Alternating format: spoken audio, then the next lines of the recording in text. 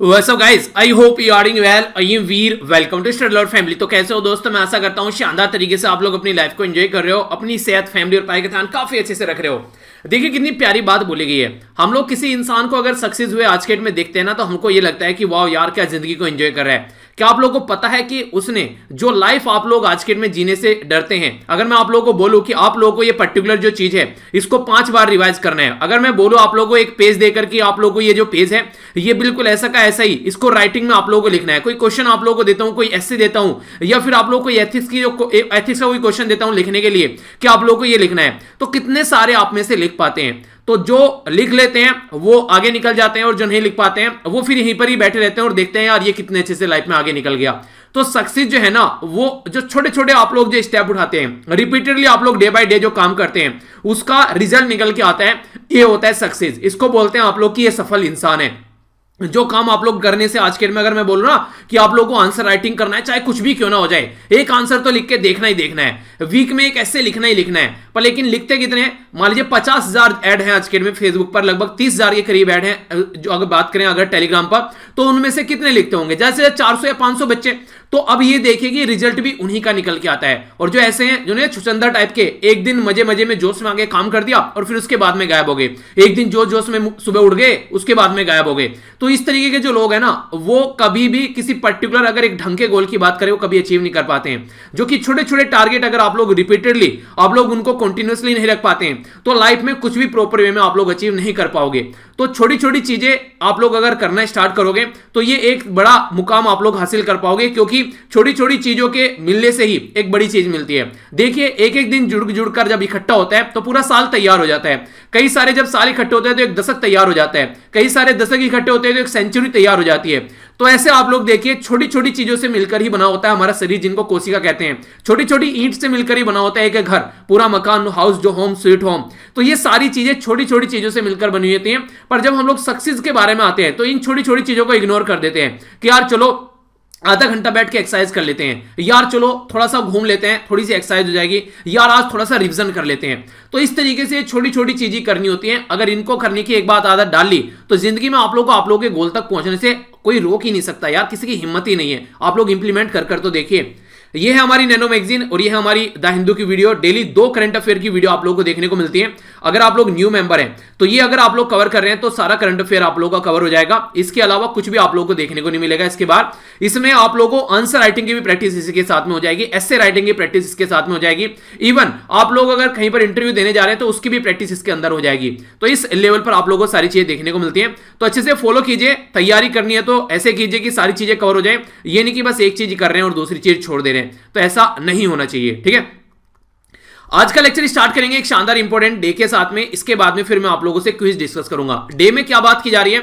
ये जो डे है बात कर रहा है यहां पर वर्ल्ड वॉर ऑर्फन डे, यानी कि जो वर्ल्ड वॉर में कई सारे लोगों की जान चली जाती है और उसके बाद में फिर कई सारे बच्चे बच जाते हैं जो कि अनाथ बच्चे होते हैं, तो उनकी लाइफ के बारे में बात की जा रही है। देखिए आज की डेट में भी अगर कहीं पर कोई लड़ाई होती है ना, मान लीजिए किसी कंट्री के ऊपर अटैक कर दिया, मान लीजिए इंडिया और पाकिस्तान के बीच में खुदा ना खास्ता लड़ाई होगी, तो बहुत सारे लोगों की जान जाएगी हमारी कंट्री की साइड से, बहुत सारे लोगों की जान जाएगी पाकिस्तान की साइड से। अब आप लोग ये देखिए जिनकी जान गई है वो कुछ हमारे जवान होंगे, कुछ पाकिस्तान के जवान होंगे।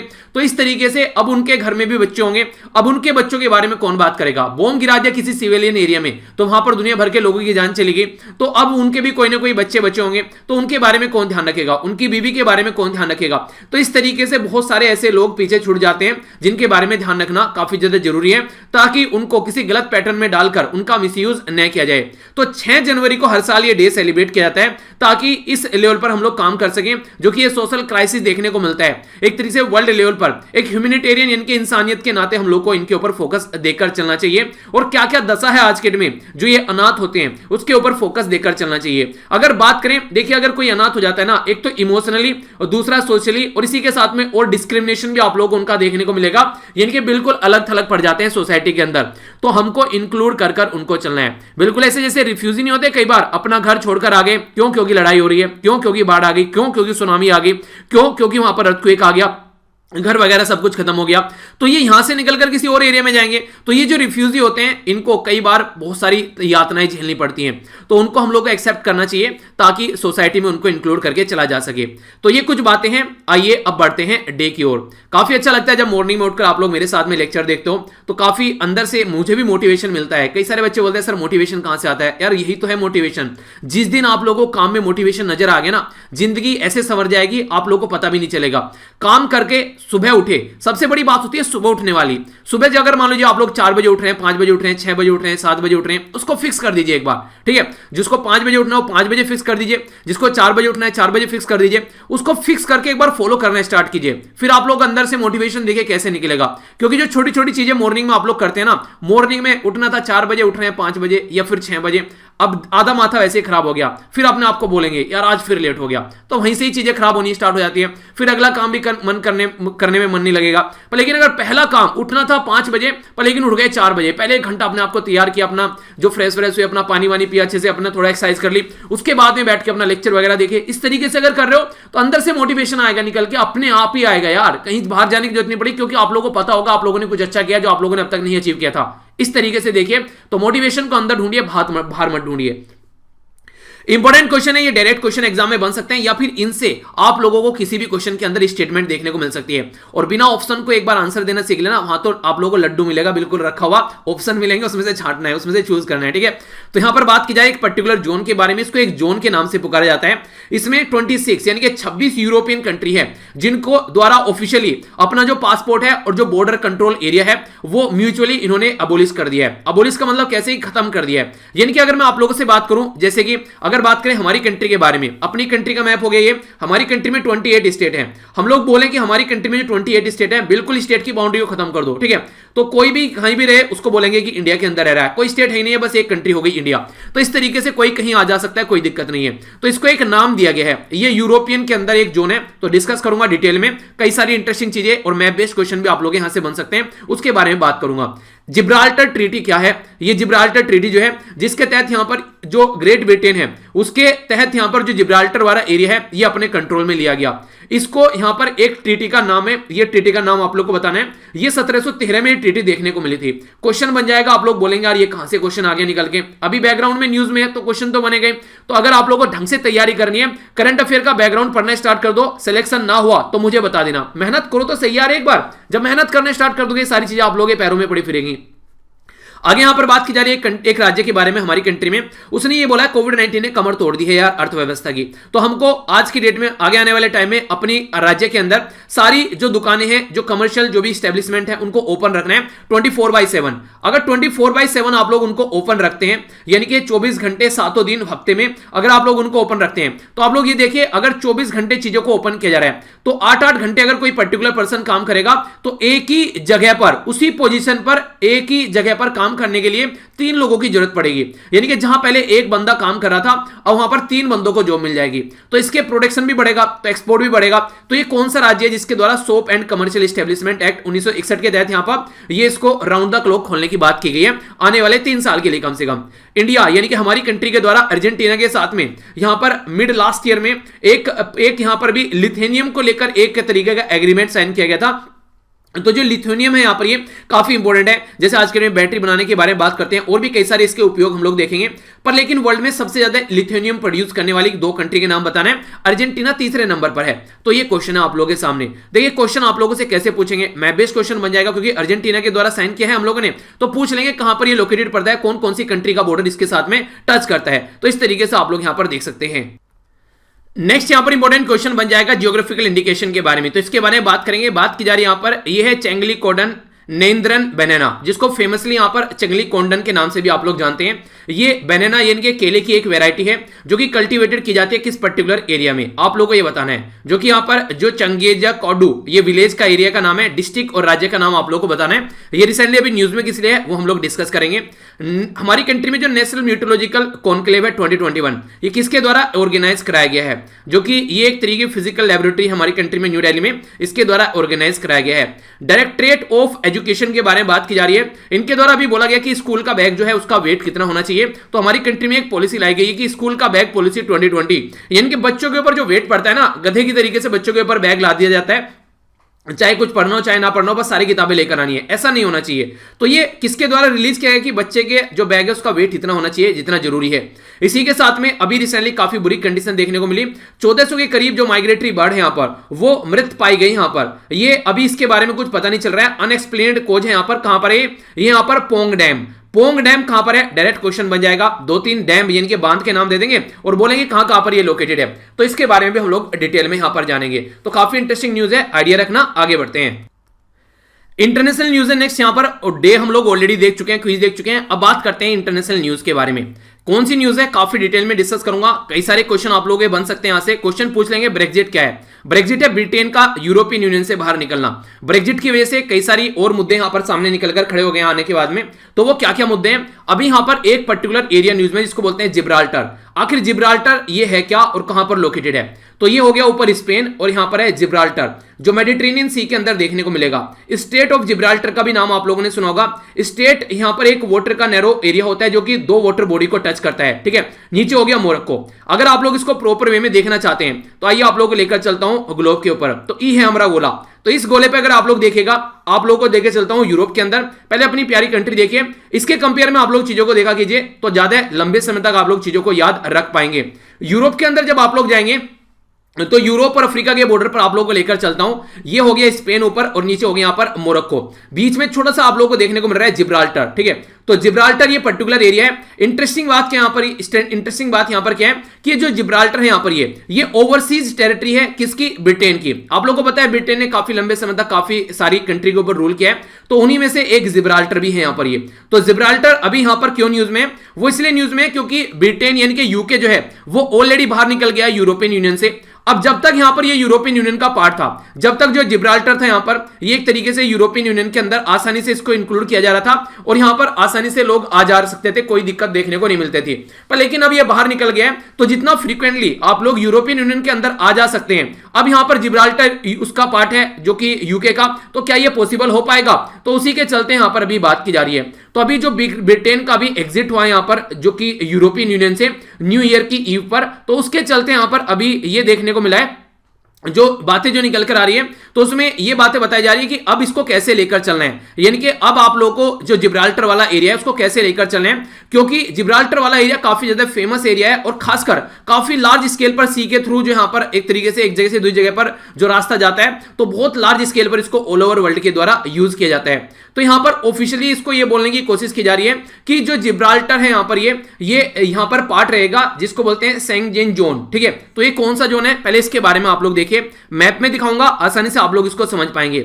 मैंने इसके बारे में टेलीग्राम पर भी पोस्ट किया था, आप लोगों ने देखा होगा, तो वहां से भी आप लोग चीजें डाउनलोड कर लिया करें। तो ये एक तरीका जोन, एक ऐसा एरिया होता है जहां पर यूरोप की 26 कंट्री यहां पर आती है। यूरोपियन यूनियन में टोटल कितनी कंट्री थी, 28। अभी एक बाहर निकल गई, कौन सी, यूके। अब कितनी रह गई यहां पर, अब रह गई 27।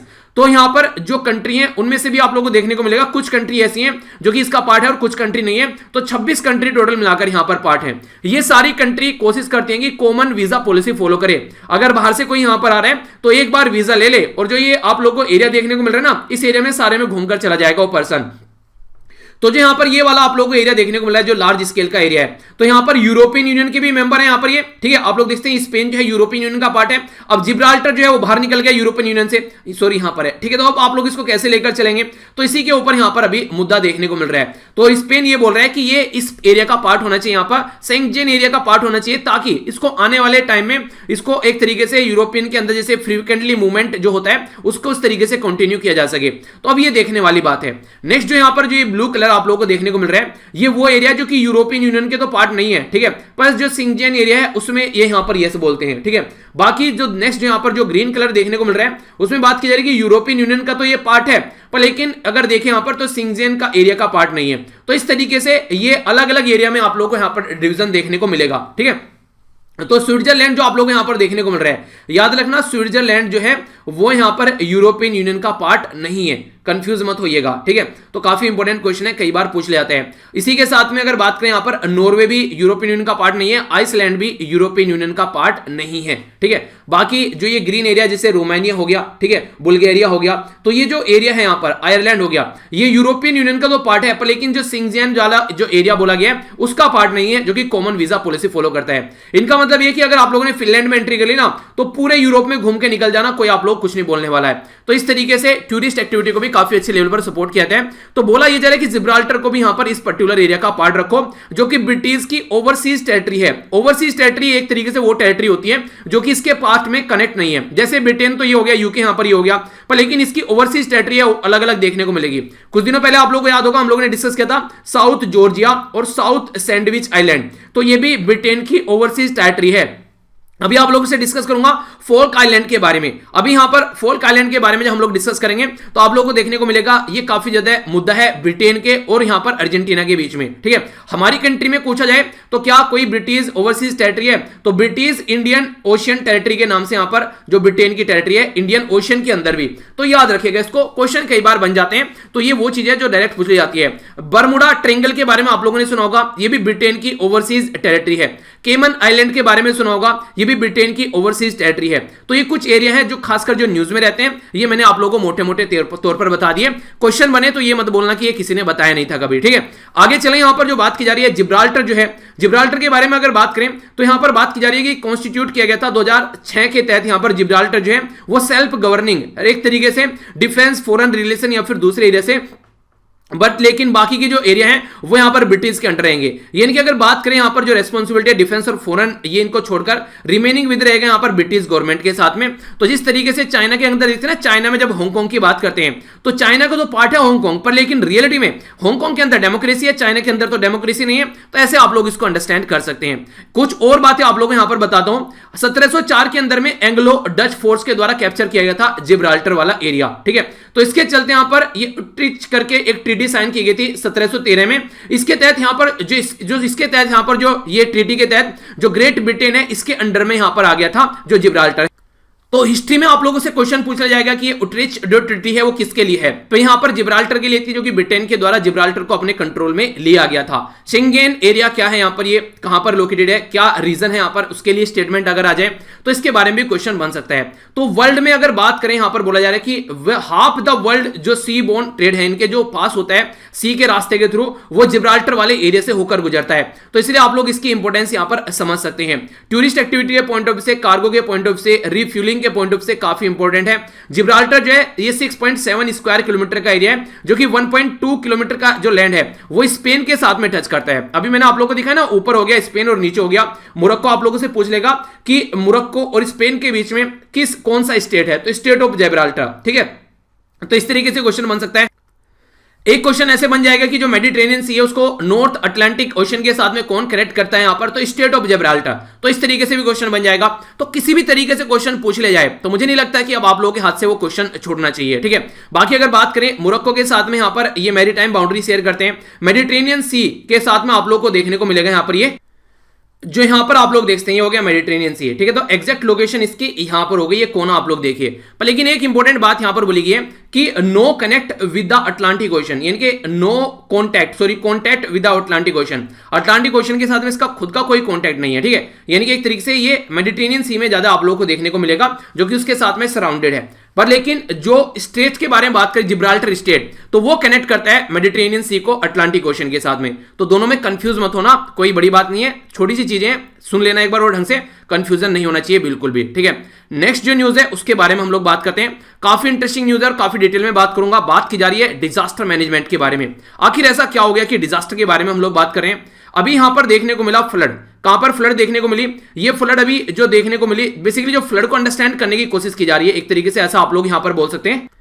जैसे कभी मुंबई में कभी बात करें तो बिहार में, और कभी दूसरे एरिया में आप लोगों को नॉर्मली जो बाढ़ देखने को मिलती है उसको अंडरस्टैंड करने की कोशिश की जा रही है, ठीक है। तो उसके बारे में हम लोग यहां पर बात करेंगे। कोस्टल एरिया में खासकर ये काफी इंपॉर्टेंट होता है। तो कोस्टल एरिया में जो फ्लड आती है, जो बाढ़ आती है, ठीक है, तो जो एक्सट्रीम रेन कई बार कंडीशन बन जाती है, तो इंडियन इंस्टीट्यूट जो ऑफ टेक्नोलॉजी बॉम्बे है उसके द्वारा यहां पर बेसिकली एक मेजर लिया गया, एक तरीके से आप लोग बोल सकते हैं कि एक तरीके के वो नहीं कहते, एक सिस्टम तैयार किया गया जिसके चलते यहां पर जो बात की जा रही है कि टाइडल रेनफॉल फ्लड कोशेंट, जिसको शॉर्ट फॉर्म में TRFQ आप लोग बोल सकते हैं। तो इसके चलते यहां पर कुछ चीजों को अंडरस्टैंड किया जाएगा, जैसे कि पास्ट का जो भी डेटा है, कहां पर बारिश देखने को मिली, कहां पर टाइड यानी कि ज्वार भाटा देखने को मिला, वो सारी चीजें एक तरीके से टोपोग्राफी रीजन को समझने की कोशिश की जाएगी। और एग्जैक्ट फैक्टर क्या है इस पर्टिकुलर एरिया में बाढ़ आने का या फिर कोई कंडीशन का, तो उसको अंडरस्टैंड किया जाएगा। तो यहां पर जो टीम है वो सिलेक्ट की जा रही है 3 ज्योग्राफिकल एरिया के साथ में, जैसे कि यहां पर ये हो गया मिथि कैचमेंट एरिया, कहां पर, मुंबई के अंदर में, महाराष्ट्र के अंदर। इसी के साथ में यहां पर बात की जा रही है, यह है जगत सिंहपुर, ये डिस्ट्रिक्ट है उड़ीसा के अंदर। नेक्स्ट बात की जा रही है यहां पर, यह है ग्रेट चेन्नई कॉर्पोरेशन तमिलनाडु के अंदर, जहां पर काफी लार्ज स्केल पर कई बार बाढ़ वाला जो एरिया देखने को मिलता है। तो उसके तहत यहां पर चीजों को चेक करने की कोशिश की जा रही है। जो नया मेथड है ये हेल्प करेगा यहां पर कि जो स्ट्रॉन्ग टाइड डोमिनेटेड एरिया है, जहां पर एक तरीके से जो रेनफॉल है वो डोमिनेटेड वाला रीजन है, तो वहां पर कई बार इस तरह की कंडीशन देखने को मिल जाती है। तो उसको कैसे अंडरस्टैंड हम लोग कर सकते हैं, क्योंकि अभी आप लोगों को पता है ग्लेशियर पिघल रहे हैं, यानी कि जो बर्फ के पहाड़ हैं वो पिघल रहे हैं। तो उसके चलते आने वाले टाइम पर हम लोग को और ज्यादा जो रीजन बढ़ा हुआ आप लोगों को नजर आएगा, तो उसके चलते ये चीजें हम लोग को अंडरस्टैंड करनी पड़ेगी। तो डिजास्टर मैनेजमेंट के जो एक्सपर्ट, अगर उसके बारे में हम लोग बात करें, तो एक तरीके से जो मैट्रिक्स है वो हेल्प करेगा डिजास्टर मैनेजमेंट के जो एक्सपर्ट, जो एक तरीके से एक्सपेक्ट हैं, ठीक है। तो उसको यहां पर एक तरीके से जो एक्सपर्ट है वो अंडरस्टैंड कर पाएंगे कि किस तरीके से यहां पर चीजों को और ज्यादा बेटर करा जा सकता है, क्योंकि prevention is better than cure, यानी कि पहले से अगर प्लानिंग रहेंगे तो हम लोग चीजों को प्रिवेंट कर पाएंगे और ये काफी अच्छा रहेगा। आप लोगों को मैंने, अगर आप लोग थोड़े लंबे समय से कनेक्ट हैं, तो लगभग मुझे लग रहा है कि 7-8 महीने पहले हम लोगों ने एक बार डिस्कस किया था C40 सिटीज के बारे में। C40 सिटीज की एक रिपोर्ट आती है, तो उसके बारे में डिस्कस किया था। तो इसके द्वारा बोला गया था कि 2050 तक लगभग 570 के करीब जो low lying coastal area cities हैं, यानी कि जो कोस्टल वाले एरिया में 570 के करीब जो एरिया है, आने वाले टाइम में वो प्रॉब्लम फेस कर सकते हैं, क्योंकि 0.5 मीटर के करीब यहां पर आज की डेट में जो पानी का ओशन है, जो ओशन का जो लेवल है वो बढ़ रहा है, और 80 मिलियन जो लोग हैं उनको रिस्क में ये डाल सकता है। समझ रहे हैं आप लोग, 80 मिलियन लोगों को रिस्क में डाल सकता है। ये इस तरीके की कंडीशन बनेगी यहां पर, अगर इस तरीके से जो टेम्परेचर बढ़ रहा है वो ऐसे ही यहां पर चलता रहा। तो इसके चलते मैं आप लोगों को एक बार ले जाना चाहूंगा C40 सिटीज के बारे में। सबसे पहला क्वेश्चन तो आप लोगों को यहां पर ये देखने को मिलेगा कि भैया ये जो नाम रखा गया है C40 सिटीज, क्या इसके अंदर 40 सिटीज है? तो देखिए ये बिल्कुल ऐसी है कि आप लोगों ने छोटा सा बच्चा था कोई, ठीक है, उसका नाम रख दिया छोटू, पर लेकिन पता चला जैसे जैसे एज बढ़ी वो पता चला घर में सबसे लंबा हो गया, पर लेकिन नाम छोटू ही चल रहा है उसका, ठीक है। शर्म आती है बोलने में कि भैया छोटू ही बोल रहे हैं उसको, तो ऐसी कंडीशन देखने को मिलती है। तो नाम तो C40 रख दिया गया, पर लेकिन नाम वही चल रहा है। आज के डेट में 96 कंट्री हो गई इस ग्रुप के अंदर में। अभी रिसेंटली यहां पर ये न्यूज में इसलिए था क्योंकि यहां पर जो बेसिकली हमारी कंट्री में जो सेंट्रल हमारी कैपिटल है, उस टाइम पर अरविंद केजरीवाल जी को न्योता आया था, तो हमारी कंट्री की सेंट्रल गवर्नमेंट के द्वारा अलाउ नहीं किया गया था उनको जाने के लिए। तो उस टाइम पर ये चीजें देखने को मिली थी, फिर वीडियो कॉन्फ्रेंसिंग के द्वारा उनको अटेंड किया गया था। तो C40 सिटीज में हमारी कितनी सिटी आती हैं? तो बेंगलुरु, चेन्नई, जयपुर, कोलकाता, मुंबई, दिल्ली, तो टोटल मिलाकर 6 सिटी है C40 सिटी के अंदर हमारी। तो एक तो ये इंपॉर्टेंट डेटा आप लोग याद रखिएगा। अगर बात करूं हेडक्वार्टर के बारे में, तो लंदन जो यूके के अंदर इसका हेडक्वार्टर देखने को मिलेगा। फोकस रहता है क्लाइमेट चेंज, क्लाइमेट चेंज की वजह से क्या दिक्कत आ रही है वो चेक करती है C40 सिटीज, जिसको 2005 में फाउंड किया गया था। एक यहां पर ये तरीके का इंटरनेशनल ऑर्गेनाइजेशन है जिसके जो चेयरपर्सन है, एक बार चेक कर लेगा, अभी ये है या फिर चेंज हो गए यहां पर, ठीक है। नाम है इनका मेयर एनए हेडलगो, ठीक है। तो ये इनका नाम है पहले, अभी कोई नए हैं या फिर यही है, एक बार चेक करके बताना कमेंट बॉक्स में। अगर बात करें यहां पर ये बिल क्लिंटन जो एक तरीके से फाउंडिंग पार्टनर भी है इसके, ठीक है, तो ये भी याद रखना एक बार इसके बारे में। इसी के साथ में जो डेनमार्क की कैपिटल है कोपेगन, तो C40 जो सिटीज हैं उनके द्वारा यहां पर कोलकाता को भी यहां पर एक तरीके से ग्रीन मोबिलिटी का अवार्ड दिया गया था। तो ये भी क्वेश्चन आप लोगों के लिए बन जाएगा। तो C40 सिटी के साथ में उन्हें कहते हैं, गब्बर कहता है बहुत प्यारा बहुत पुराना याराना लगता है रे, तो C40 सिटी के साथ में हमारा पुराना याराना है। तो इसलिए हमारी कंट्री की यहां पर टोटल मिलाकर 6 सिटीज हैं। क्या आप इनमें से किसी सिटी में अगर रहते हैं तो आप लोगों से क्वेश्चन पूछा जा सकता है कि आप लोग इनमें से किसी सिटी में रहते हैं? अगर हां तो आप लोग इसके बारे में याद रखिएगा, ठीक है। आइए आगे बढ़ते हैं। यहां पर जो बात की जा रही है इन्वायरमेंट एंड इकोलॉजी के बारे में बात की जा रही है। तो यहां पर अभी रिसेंटली एक न्यूज आप लोगों ने सुनी होगी कि हमारी कंट्री में जो बर्ड फ्लू है वो देखने को मिल रहा है। स्टार्टिंग में यहां पर इसके बारे में कुछ अंदाजा नहीं था, लगभग ये 1400 के करीब जो माइग्रेटरी बर्ड थी, ये अभी जो मृत पाई गई, अनएक्सपेक्टेड, किसी को पता नहीं था। तो यहां पर कहां पर देखने को मिला? ये था यहां पर पोंग डैम। पोंग डैम कहां पर है? ये कांगड़ा डिस्ट्रिक्ट हिमाचल प्रदेश के अंदर है। पर लेकिन जब यहां पर इनका जो सैंपल है ये भेजा गया national institute of high security animal disease, कहां पर है ये भोपाल के अंदर है। तो जहां पर ये डेटा जब भेजा गया तो फिर वहां पर इन्वेस्टिगेशन देखने को मिली, तो इन्वेस्टिगेशन में पता चला, ये कंफर्म किया गया कि यहां पर इनको जो बीमारी है वो बर्ड फ्लू यहां पर देखने को मिली, और जो स्ट्रेन यहां पर इसके अंदर देखने को मिला तो वो था H5N8, ठीक है। तो इसकी वजह से यहां पर ये काफी ज्यादा न्यूज में आ गया है। बर्ड फ्लू एक तरीके से एवियन इन्फ्लुएंजा आप लोग बोल सकते हैं। राजस्थान, हिमाचल प्रदेश, मध्य प्रदेश और केरला के अंदर भी कई जगह पर यहां पर कई सारे पक्षी की इसकी वजह से जान चली गई है। तो आप लोग थोड़ा अपना ध्यान रखिए, कई सारी बीमारी यहां पर इस तरीके से देखने को मिलती हैं।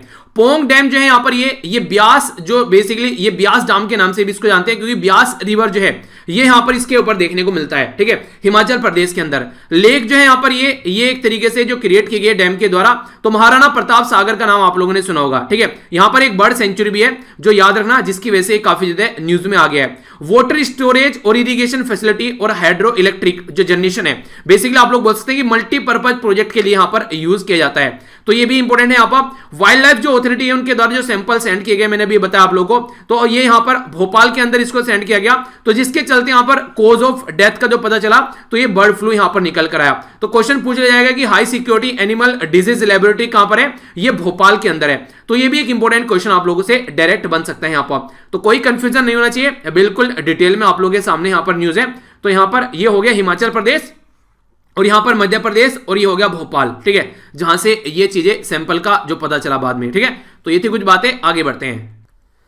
नेशनल लेवल की न्यूज है, अगर आप लोग किसी पर्टिकुलर एरिया में कनेक्टिविटी अगर बढ़ा दोगे तो वहां पर अपने आप डेवलपमेंट होना हो आप लोग को देखने को मिलेगा।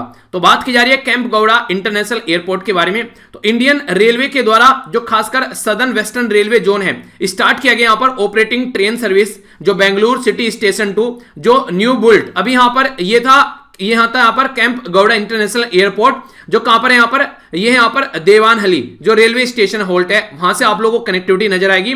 तो इसके चलते आसानी से एयरपोर्ट तक जो है वो लोग पहुंच पाएंगे। तो KIAN के कैंप गौड़ा इंटरनेशनल जो एयरपोर्ट है यहां पर ये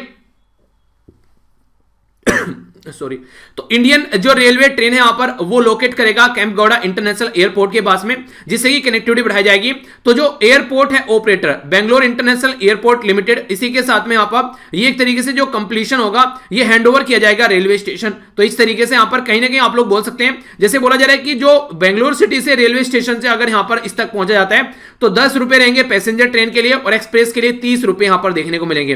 तो ये काफी इंपॉर्टेंट है ट्रेवल करने के लिए। इस तरीके से देखिए, अगर जितने अच्छे से हम लोग कनेक्टिविटी बना पाते हैं उतने ही अच्छे लेवल पर चीजें जो है आसानी से हम लोग पहुंचा पाएंगे। तो यहां पर देखते हैं कुछ इस तरीके से यहां पर ये सिस्टम जो है इंप्लीमेंट करने की कोशिश की जा रही है, ठीक है। तो कई बार कई सारे इंटरनेशनल एयरपोर्ट न्यूज में रहते हैं और आप लोगों से डायरेक्ट क्वेश्चन बन जाता है कि भैया बताओ ये किस पर्टिकुलर एरिया में देखने को मिलता है, ठीक है। तो काफी इंपॉर्टेंट न्यूज है। इसके बाद में इससे भी ज्यादा इंपॉर्टेंट न्यूज आएगी। ये यहां पर बात की जा रही है कर्नाटका के अंदर। कर्नाटका के अंदर क्या बात की जा रही है, कर्नाटका हमारी कंट्री में जो राज्य है उसमें यह बोला गया कि भैया कोविड-19 के चलते काफी ज्यादा प्रॉब्लम देखने को मिली है, तो जो दुकानें हैं वो यहां पर 24/7 आप लोगों को खोलनी पड़ेगी। तो Karnataka shops and commercial establishment act 1961 के हिसाब से इनको ओपन किया जा रहा है, रिवाइज किए जा रहे हैं। इसके चलते यहां पर जो रूल है लेबर डिपार्टमेंट के, और इसी के साथ में ये हेल्प करेगा रिकवर करने के लिए जो डिफिकल्ट कंडीशन देखने को मिल रही है कोरोना वायरस की वजह से।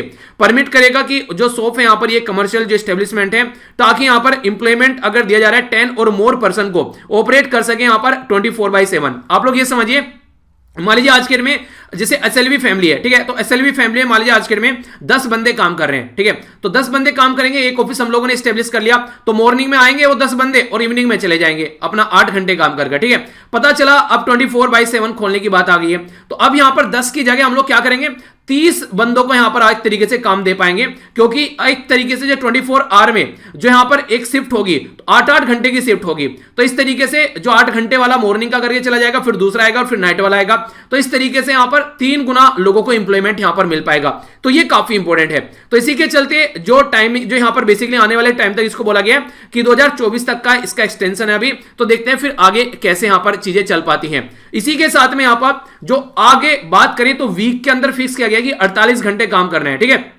यानी कि एक तरीके से पर वीक आप लोगों को 8 घंटे बेसिकली यहां पर काम करने हैं। अगर इसके अलावा भी अगर पूछा जाए तो एक्स्ट्रा ओवर टाइम अगर काम करने हैं तो उसके हिसाब से आप लोगों को ओवर टाइम जो पेमेंट आप लोगों को यहां पर देखने को मिलेगी। पर लेकिन 10 घंटे से ज्यादा किसी को एक्सीड नहीं कराना है। पता चला 10-10 12-12 घंटे एक ही बंदा बैठ के काम कर रहा है तो वो हरकतें नहीं करनी है। तो इसके चलते यहां पर जो बात की जा रही है, अगर ओवर टाइम कोई कर रहा है तो उसको ओवर टाइम भी यहां पर मिलेगा। तो payment of the wage act है 1961 का, जिसके हिसाब से काम किया जाएगा। तो ये सारी हरकतें कहां देखने को मिल रही है? ये सारी हरकतें देखने को मिल रही है कर्नाटक के अंदर। जो बेंगलुरु है कैपिटल, टच कौन करता है कर्नाटक को? महाराष्ट्र, तेलंगाना, आंध्र प्रदेश, तमिलनाडु और केरला। तो ये हो गया गोवा। ठीक है, तो टोटल मिलाकर अगर आप लोगों से कोई पूछे तो 6 राज्य टच करते हैं आज के डेट में। कर्नाटक को पहले 5 करते थे, पर लेकिन 2014 में जो यहां पर नया राज्य बन गया ना तेलंगाना, तो एक मात्रा यहां पर बढ़ गई है। तो इसलिए ये क्वेश्चन भी आप लोगों को कंफ्यूजन में डाल सकता है। ठीक है, तो हल्का सा आइडिया रखिएगा इसके बारे में। आइए अब आगे बढ़ते हैं। इकोनॉमी से रिलेटेड न्यूज है यहां पर जो बेसिकली बात की जा रही है। ये थर्ड लार्जेस्ट जो रिजर्व है जो लिथुनियम का, वो कौन है? तो क्वेश्चन आप लोगों से पूछा जाएगा डायरेक्ट, क्योंकि अर्जेंटीना के साथ में हमारे रिलेशन के बारे में बात की जा रही है। हम चाहते हैं कि आज की डेट में हम लोग अर्जेंटीना से जो लिथियम है वो खरीद कर लेकर आए। लिथियम अगर खरीद के लेकर आएंगे तो हम लोगों को क्या फायदा देखने को मिलेगा? तो लिथियम आयन बैटरी हम लोग बनाते हैं। ठीक है, पावर इलेक्ट्रिक जो व्हीकल है, मोबाइल फोन, लैपटॉप में भी यूज की जाती है चीजें। तो ये काफी इंपॉर्टेंट है। अगर हम लोग ये सारी चीजें मिल पाती है हम लोग को प्रॉपर वे में, तो हम लोग को जो चाइना के ऊपर जो डिपेंडेंसी है ना, वो हमारी कहीं ना कहीं खत्म होती ही नजर आएगी। तो इसके चलते हमारी कंट्री में बेसिकली काम किया जा रहा है कि हम लोग इसके चलते काम करें। और ये तीसरे नंबर का वर्ल्ड में सबसे ज्यादा जो लिथियम है वो प्रोड्यूस करने वाला रिजर्वायर कंट्री है। सबसे ज्यादा बोलिविया के अंदर देखने को मिलता है, लगभग 1/3 के करीब, और फिर दूसरा यहां पर चिली। ठीक है, अगर बात करूं आप लोगों से तो आप लोग यहां पर मैप में देख सकते हैं अर्जेंटीना हो गया यहां पर ये। ठीक है, अर्जेंटीना हो गया यहां पर ये हो गया बोलिविया और ये हो गया चिली। ठीक है, तो यहां पर सबसे ज्यादा लिथियम आप लोगों को देखने को मिलेगा ऑल ओवर वर्ल्ड में। 3 टॉप कंट्री है जहां पर ये देखने को मिलता है। ठीक है, और फोल्क आइलैंड के बारे में मैंने आप लोगों से बात की थी ना, तो वो जो पर्टिकुलर एरिया है अर्जेंटीना के साथ में यूके की झड़प है इसको लेकर। अर्जेंटीना बोलता है मेरा पार्ट है, पर लेकिन जब रेफरेंडम कराया जाता है तो यहां पर यूके का पार्ट वो बेसिकली बन जाता है। अच्छा, एक बच्चे के द्वारा एक क्वेश्चन पूछा गया था कि सर यूक्रेन में जब क्रीमिया वाला इश्यू निकल कर आया तो क्रीमिया में रेफरेंडम कराया गया। रेफरेंडम कराने के बाद में रसिया ने उसको अपने अंदर मिला लिया। ठीक है, तो फिर आपने ये कैसे बोला कि रसिया ने क्रीमिया को हड़प लिया? तो आप लोग इसको ऐसे समझ सकते हैं, अगर बात करें यूक्रेन, क्रीमिया, ये सारे जो थे ना पहले रसिया के ही पार्ट थे।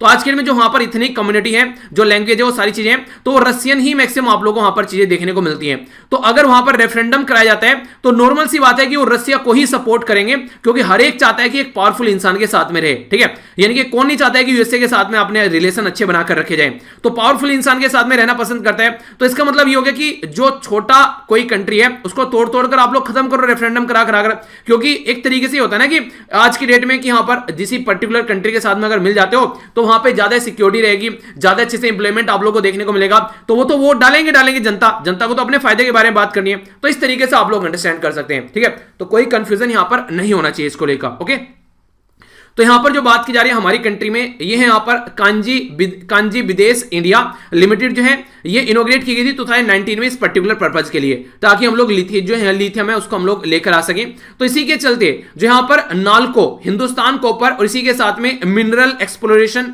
जो लिमिटेड है, इन तीनों के द्वारा मिलकर यहां पर एक ये वेंचर क्रिएट किया गया, जिसके चलते इनके द्वारा काम किया जा रहा है। और लिथियम के साथ में कोबाल्ट भी यहां पर बेसिकली पिक्चर में है, जिसको लेकर काम किया जाएगा। ठीक है, तो इंपॉर्टेंट क्वेश्चन आप लोगों से बन सकता है। तो मैप बेस्ड क्वेश्चन अगर पूछा जाए तो कंफ्यूजन आप लोगों को नहीं रखना है। ठीक है, हमारी कंट्री के लिए काफी इंपॉर्टेंट है, क्योंकि चाइना के ऊपर डिपेंडेंसी रहती है कई सारी चीजों को लेकर, तो वो कम होती नजर आएगी। ऑल्टरनेटिव हमारे पास में होना चाहिए, और खासकर आज के डेट में तो बिल्कुल होना चाहिए, जब चाइना की हरकतें आप लोग देख रहे हैं, कोई बताने वाली बात नहीं है उसमें। ठीक है, तो इसके बारे में आइडिया रखना। आइए अब बात करते हैं हेल्थ के बारे में। जो हेल्थ के बारे में बात करें तो देखिए आप लोग एक तो सुबह को उठ के खाली पेट पानी पिया कीजिए, गुनगुना थोड़ा, जितना आप लोग पी सकते हैं। पीतल के बर्तन में रख सकते हैं तो और भी शानदार है, कोई दिक्कत नहीं है, वो और ज्यादा अच्छा रहेगा आप लोगों के लिए। तो सुबह उठ के सबसे पहले ये आप लोगों को करना है। उसके बाद में आप लोग जो भी सुटेबल लगे अपना जिस तरीके से डे स्टार्ट करना चाहते हैं स्टार्ट कर सकते हैं, पर हेल्दी तरीके से रखिएगा।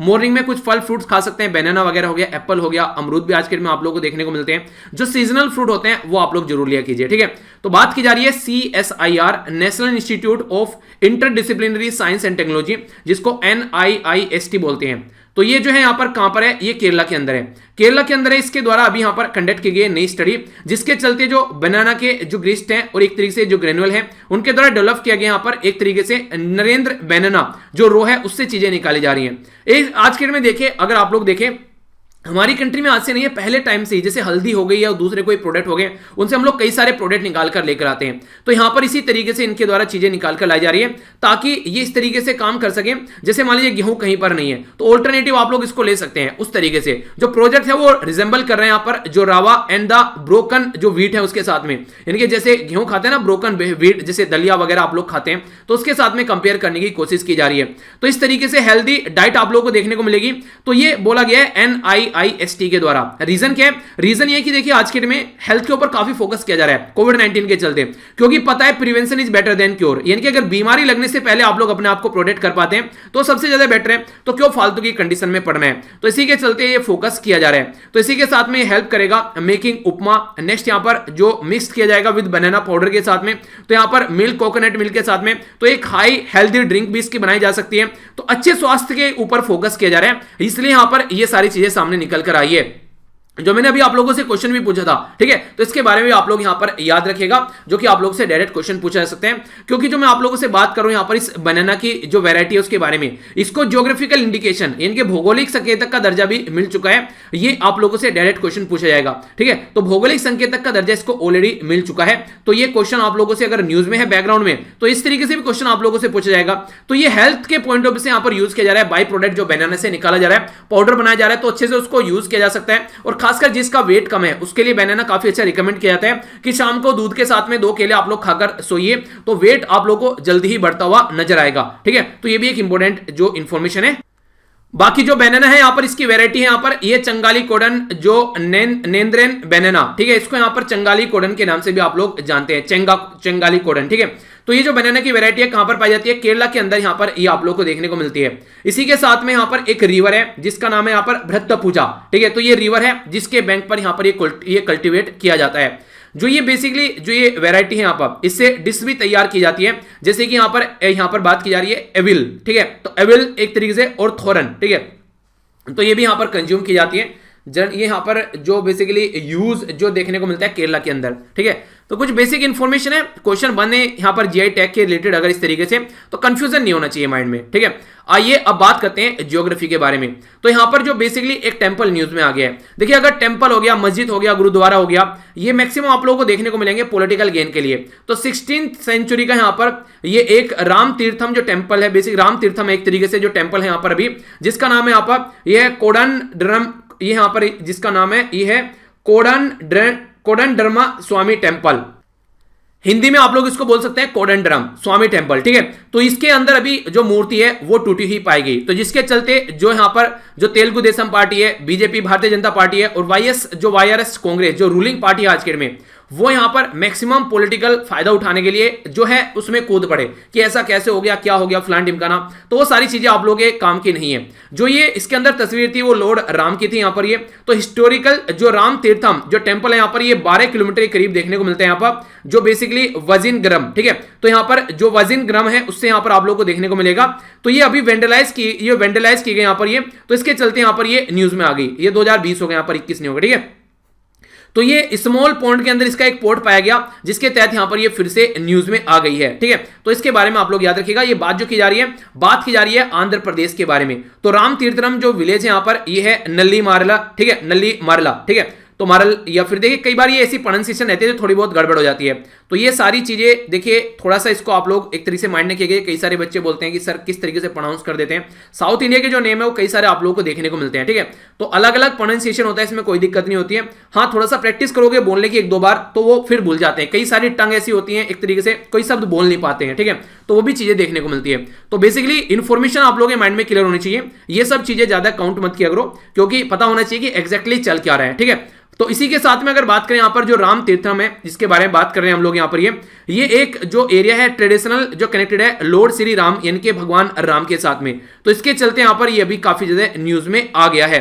तो यहाँ पर आप लोगों को जो यहाँ पर रामचंद्र स्वामी, जो सीता और लक्ष्मण, जो ये भी आप लोगों को देखने को मिलेगा सिल्वर कवच के साथ में, ठीक है। तो इनकी भी तस्वीर आप लोगों को देखने को मिलती है। तो एंशिएंट टेंपल है यहाँ पर, जो रामचंद्र जो स्वामी है यहाँ पर, ये जो एक तरीके से देखने को मिल रहा है, जिसके बारे में न्यूज में है अभी यहाँ। तो ये सारी चीजें याद रखिएगा, आंध्र प्रदेश के बारे में बात की जा रही है, तो कंफ्यूजन नहीं होना चाहिए। आइए अब आगे बढ़ते हैं। नेक्स्ट जो न्यूज है यहाँ पर साइंस एंड टेक के बारे में। तो साइंस एंड टेक के बारे में कोई कंफ्यूजन अब नहीं होना चाहिए। डेली आप लोगों को लगभग एक न्यूज साइंस एंड टेक की देखने को मिल जाती है, ठीक है। तो इसलिए इसके बारे में आइडिया जरूर रखिएगा, ताकि आप लोग ये ना बोले कि सर साइंस एंड टेक तो कवर कराए नहीं है। तो साइंस एंड टेक भी डेली कवर हो रहा है आप लोगों का, ठीक है। बात की जा रही है, प्राइम मिनिस्टर नरेंद्र मोदी के द्वारा एड्रेस किया गया है नेशनल मीटरोलॉजिकल जो कॉन्क्लेव है वीडियो कॉन्फ्रेंसिंग के थ्रू। तो किसके द्वारा ये डिलीवर किया गया यहाँ पर एड्रेस? नरेंद्र मोदी, हमारी कंट्री के प्राइम मिनिस्टर जी, ठीक है। अगर बात करें नेशनल मीटरोलॉजिकल कॉन्क्लेव 2021 के बारे में, तो किसके द्वारा ऑर्गेनाइज कराया गया है? तो ये कराया गया यहाँ पर council of scientific and industrial research, जिसको शॉर्ट फॉर्म में आप लोग CSIR बोलते हैं। इसका जो नेशनल फिजिकल लेबोरेटरी है न्यू दिल्ली के अंदर, उसके द्वारा यहाँ पर ये बेसिकली 75th ईयर जो एंटर हो रहा है, तो उसके चलते यहां पर ये भी देखने को मिला।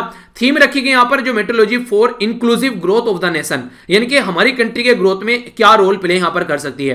तो मैंने बात की आप लोगों से council of scientific and industrial research के बारे में, तो हल्का सा इसके बारे में जान लेते हैं। ये हमारी कंट्री में एक बॉडी है जो कि मिनिस्ट्री ऑफ साइंस के अंडर के द्वारा फंड की जाती है, पर लेकिन ये ऑटोनोमस है, इंडिपेंडेंटली काम करती है। सोसाइटी रजिस्ट्रेशन एक्ट 1860 के हिसाब से स्टैब्लिश की गई थी 1942 में। प्रेसिडेंट जो होते हैं इसके, वो प्राइम मिनिस्टर ऑफ इंडिया होते हैं, एक्स ऑफिशियो चेयरमैन, और जो वाइस प्रेसिडेंट होते हैं वो होते हैं हमारी कंट्री के minister of science and technology, ठीक है। तो एक्स ऑफिशियो ये यहां पर इनको मिल जाता है, जिसका हेडक्वार्टर न्यू दिल्ली में। डायरेक्टर जनरल तो आप लोग बताइएगा। बाकी ये काम किस किस में करती है? Ocean science, life science, metallurgy, chemical, mining, food, leather, environment, यानी कि इन सारे एरिया के बारे में अगर बात करें, ठीक है, तो इनके बारे में बात करें तो यहां से बेसिकली जो भी रिसर्च स्टडी की जा सकती है, तो ये रिसर्च स्टडी करते हैं। वैज्ञानिक तथ्य औद्योगिक अनुसंधान परिषद के नाम से भी इसको बोलते हैं, council of scientific and industrial research English में बोलते हैं, ठीक है। इसी के साथ में बात की जा रही है नेशनल एटॉमिक टाइम स्केल और भारतीय, ये यहां पर निर्देशक द्रव्य है, ठीक है। तो इसके बारे में आप लोगों से पूछा जा सकता है, तो इनको भी यहां पर एक तरीके से जो यहां पर डेडिकेट किया जा रहा है। तो नेशनल इन्वायरमेंट जो स्टैंडर्ड लेबोरेटरी है, तो यहां से आप लोगों को देखने को मिलेगा फाउंडेशन स्टोन रखा जा रहा है, ठीक है। तो ये बेसिकली आप लोग नेशनल एटॉमिक जो टाइम स्केल है, तो एक तरीके से जो इंडियन टाइम स्टैंडर्ड है उसकी एक्यूरेसी को देखने का काम करते हैं यहां पर। भारतीय जो निर्देशक द्रव्य है, द्रव्यमान आप लोगों ने सुना होगा, तो इसके चलते हमारी कंट्री में जो इंटरनेशनल स्टैंडर्ड को फॉलो करने की कोशिश की जाती है। और नेशनल इन्वायरमेंट जो स्टैंडर्ड जो लेबोरेटरी है, वो यहां पर एक तरीके से सेल्फ रिलायंस एक तरीके से सर्टिफिकेशन का काम करेगी, खासकर एयर और जो इंडस्ट्रियल जो एमिशन देखने को मिलता है, तो उसके लिए मॉनिटरिंग इक्विपमेंट आप लोगों को नजर आएगा, ठीक है। तो ये पर्टिकुलर जो न्यूज है ये होगी साइंस एंड टेक से रिलेटेड। आइए अब आगे बढ़ते हैं एजुकेशन के बारे में। एजुकेशन के बारे में जो न्यूज है काफी इंटरेस्टिंग, यहां पर ये स्कूल बैग पॉलिसी हमारी कंट्री में लेकर आ गई NCERT के द्वारा, यानी कि national council of educational research and training. इसके द्वारा बोला गया कि यार बच्चों के ऊपर ऐसे आप लोग अननेसेसरी मटेरियल उनसे मत मंगाइए, उनके बैग में बोझ नहीं होना चाहिए। पता चला मजदूर बन गए बच्चे बोझ ढो ढोकर, और वैसे एग्जाम में पास ही नहीं हो रहे हैं। तो हैवी बैग जो है एक तरीके सीरियस थ्रेट है हेल्थ के ऊपर भी। छोटे छोटे बच्चे इतना ह्यूज वेट लेकर चलते हैं, तो उनकी हेल्थ के ऊपर भी इंपैक्ट पड़ता है। फिजिकल जो एक तरीके से उनकी ताकत है उसके ऊपर भी इंपैक्ट देखने को मिलता है, और इसी के साथ में डैमेज करता है जो एक तरीके से एक बोलने का एक तरीके से जो नी है, अगर छोटे छोटे बच्चे उनके घुटनों पर भी इसका इंपैक्ट पड़ता है। तो इस तरीके से बोला जा रहा है। बाकी अगर इतनी सारा बैग में इतनी सारी किताबें, बच्चा बोलेगा यार क्या क्या पढ़ना है, एक किताब लेकर जाए झूमता हुआ तो मजे में जाकर पढ़ेगा वहां पर, ठीक है। जैसे आप लोग सुबह बिना कॉपी पेन लिए कई सारे बैठ जाते हैं, बस उठ के मुंह भी धुला नहीं है, बस बैठ गए खुल के एकदम, ठीक है।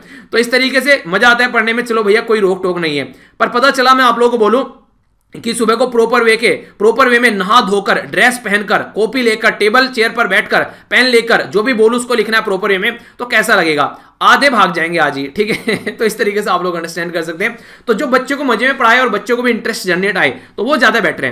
तो 1.6 से लेकर 2.2 किलोग्राम जो यहाँ पर स्टूडेंट के लिए 1 और 2 की बात की जा रही है, ठीक है। 1.7, 2.5 है यहाँ पर क्लास 3rd, 4th और 5th के लिए। 2 से लेकर 3 किलोग्राम के बीच में ये यहाँ पर 6th और 7th के लिए। इसी के 2.5 से लेकर 4 किलोग्राम तक है 8th के लिए। 2.5 से लेकर 4.5 है यहाँ पर 9th और 10th के लिए, और 5 किलोग्राम तक यहाँ पर रहेगा 3.5 से ये 11वीं और 12वीं के लिए। तो ये बेसिकली वेट यहाँ पर रखा जा रहा है, तो ये वेट यहाँ पर होना चाहिए, ठीक है। और टीचर की रेस्पॉन्सिबिलिटी यहां पर वेट को चेक करना कि बच्चे के ऊपर ज्यादा बर्डन इसका न देखने को मिले, तो हैवी वेट नहीं होना चाहिए, ठीक है। तो ये भी बात की जा रही है, तो टीचर और पेरेंट दोनों यहां पर इसका ध्यान रख सकते हैं। तो रिड्यूस करना है बैग का वेट एक तरीके से, तो उसके लिए जो भी आप लोग कर सकते हैं, एक तो पानी की बोतल लेकर चलनी पड़ती है बच्चों को, अगर स्कूल में ही आप लोग पानी की बोतल प्रोवाइड कराए तो कैसा रहेगा, ठीक है। तो इस तरीके से बात कर सकते हैं। इसी के साथ में लॉकर वगैरह अगर दे दी जाए बच्चों को स्कूल के अंदर ही, तो बुक्स वगैरह उनको सारी नहीं लानी पड़ेगी, मैक्सिमम बुक्स वहीं पर देखने को मिलेगी। तो इस तरीके से भी ये भी एक ऑल्टरनेटिव हो सकता है पर ये, ठीक है। तो सेकंड वाला तो मुझे अपने आप से दिमाग में है, बाकी आप लोगों ने देखा होगा कई बार लाइब्रेरी वगैरह में आप लोग जाते हैं तो लॉकर प्रोवाइड करा देते हैं वो लोग, तो उस तरीके से ये भी काम यहां पर भी इंप्लीमेंट किया जा सकता है। और फॉरेन में आप लोगों को बड़ी देखने को मिलती है चीजें, ठीक है, फॉरेन कंट्री में अगर आप लोग जाओगे तो ये था टोटल आज का डिस्कशन। देख लेते हैं क्या क्या डिस्कस किया। सबसे पहले इंपॉर्टेंट डे के बारे में हम लोगों ने डिस्कस किया, जो कि आप लोगों से डायरेक्ट कई बार क्वेश्चन पूछ ले जाते हैं। सारे डे नहीं रटने, कुछ इंपॉर्टेंट है वही आप लोग याद रखिएगा, यानी कि सारे रटते जा रहे हैं, बस बता होना चाहिए कि हाँ आज भी कुछ है, ठीक है। इसी के साथ में फ्री मूवमेंट के बारे में बात की, जिब्राल्टर और ये सारी चीजें, ओवरसीज टेरिटरी कौन कौन सी ट्रीटी है, सिंगजन जो एरिया है उसके बारे में जाना काफी डिटेल में। नेशनल न्यूज में हम लोगों ने यहाँ पर देखा इंटरनेशनल एयरपोर्ट के बारे में, उसको रेलवे से कनेक्ट करने की बात की जा रही है। कर्नाटका के अंदर 24/7 दुकानें खुलने जा रही हैं। इकोनॉमी में हम लोगों ने देखा अर्जेंटीना के साथ मिलकर इंडिया क्या करने जा रहा है, बेसिकली ये काफी इंपॉर्टेंट न्यूज थी। हेल्थ के बारे में हम लोगों ने केले के बारे में डिस्कस की कुछ चीजें। केला काफी हेल्दी होता है, कंप्लीट डाइट की तरीके से भी आप लोग ले सकते हैं। जैसे घर से पेपर देने जाते हैं या फिर कहीं बाहर जाना है तो केला आप लोग खरीद कर खा सकते हैं, ठीक है। तो ये एक काफी अच्छे से आप लोगों की जो बॉडी की रिक्वायरमेंट है वो पूरी करता हुआ नजर आएगा।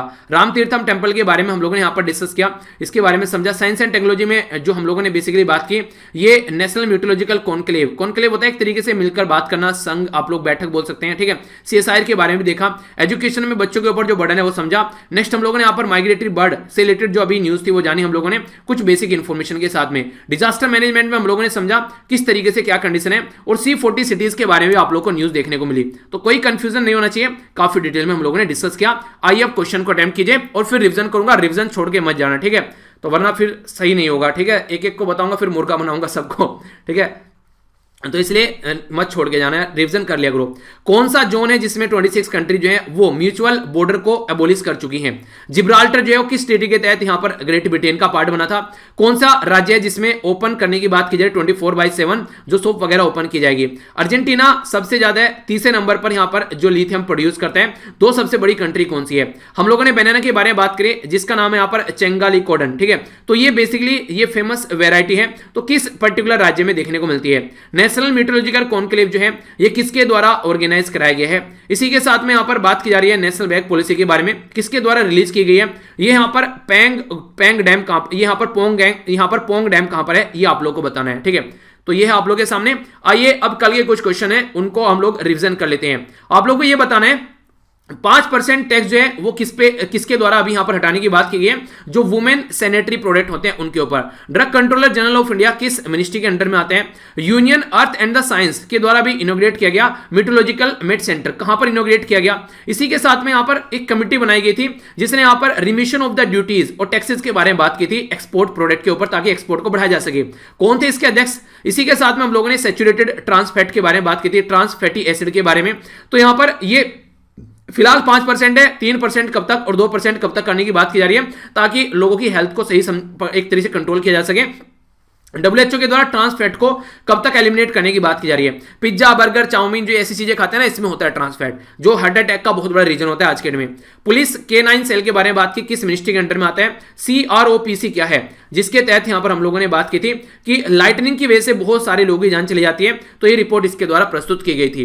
तो आइए आंसर देख लेते हैं। यूके के द्वारा बात की जा रही है यहां पर सैनिटरी जो नैपकिन है उनके ऊपर टैक्स हटाया जाएगा, क्योंकि यूरोप से यूनियन से बाहर निकल चुका है यूके, तो अब ये काम कर सकता है। टेम्पोन टैक्स इसको बोला जाता था, जो कि पीरियड साइकिल होती है उनमें यूज किए जाते हैं, तो इसके नाम से इसको टैक्स का नाम भी रखा गया है। Ministry of health and family welfare के अंडर में आता है जो drug controller general of India है, जो कि अभी काफी ज्यादा न्यूज में देखने को मिल रहा है। दवाइयों को अप्रूवल दिया जा रहा है। कौन सी 2 दवाइयां हैं जिसको अभी अप्रूवल दिया गया है और हमारी कंट्री में कौन मैन्युफैक्चर कर रहा है उसको, ये आप लोगों को बताना है। यूनियन जो अर्थ मिनिस्टर साइंस जो टेक्नोलॉजी है उनके बारे में बात की जा रही है। तो लद्दाख के अंदर, लेह के अंदर यहां पर अभी इनोग्रेट किया गया है एक नया सेंटर, ताकि वहां पर जो अवलांचे आते हैं, बर्फ इंस्खलन जो होता है, वो सारी चीजों को समझा जा सके, ठीक है। यहां पर डॉक्टर GK पल्ली, तो ये इनका नाम याद रखिएगा, GK पढ़ा रहे हैं आप लोगों को। तो इनकी कमेटी में बताया गया रिमिशन ऑफ द ड्यूटीज और टैक्सेस, ताकि एक्सपोर्ट को बढ़ाया जा सके। जो ट्रांस फैटी एसिड है उसको बोला जा रहा है कि अभी 5% है, 2021 तक 3% करना है, यानी कि इस साल में 2022 तक इसको 2% करना है, ठीक है। तो 2 2 2 2 दो, ठीक है, तो याद रख लेना। और 2023 तक बोला है कि WHO ने, वर्ल्ड हेल्थ ऑर्गेनाइजेशन की, भैया खत्म कर दो इसको वरना परेशान रहोगे।